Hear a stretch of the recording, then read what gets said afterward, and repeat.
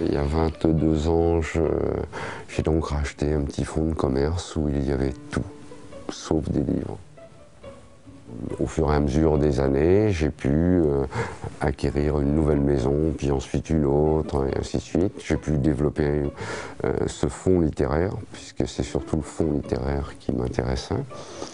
Donc en le développant d'une façon très conséquente, puisqu'on a été classé 6e l'année dernière au niveau national, derrière naturellement de très grosses librairies dans une grande ville.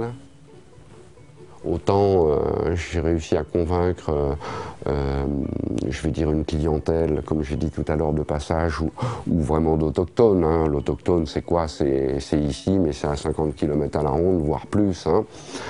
Et tous ces gens m'ont vraiment fait un retour merveilleux, quoi. 2003, j'ai des clients qui commencent à me dire: Joël, quand pourra-t-on voir un catalogue, on va dire, via le net? Fin 2003, j'ai acheté 15 noms de domaine. On va développer le fonds littéraire d'une façon très importante. Les gens trouveront d'autres livres là-bas.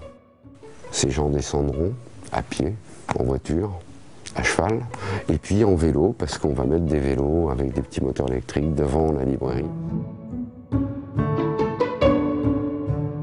Je suis Melchior Clovis, je suis artisan charcutier depuis 2007. J'ai repris la charcuterie de mon père, qui était là depuis plus d'une vingtaine d'années. En fait, ces petites saucisses-là, qu'on appelle des brindilles, c'était la spécialité de mon père à l'époque. Elles sont faites avec du porc, elles sont essentiellement pur porc, dans du boyau d'agneau. Ce qu'on appelle le menu d'agneau, c'est un boyau très très fin. Il faut compter à peu près 1 semaine à 10 jours de séchage. Tout est venu à la demande des clients. Oh, j'aimerais bien que vous essayiez de nous faire une brindille aux fenouil, et ainsi de suite. Et puis c'est de là qu'on est arrivé à faire à peu près 8 parfums. Ma spécialité, c'est tout ce qui est charcuterie à la coupe.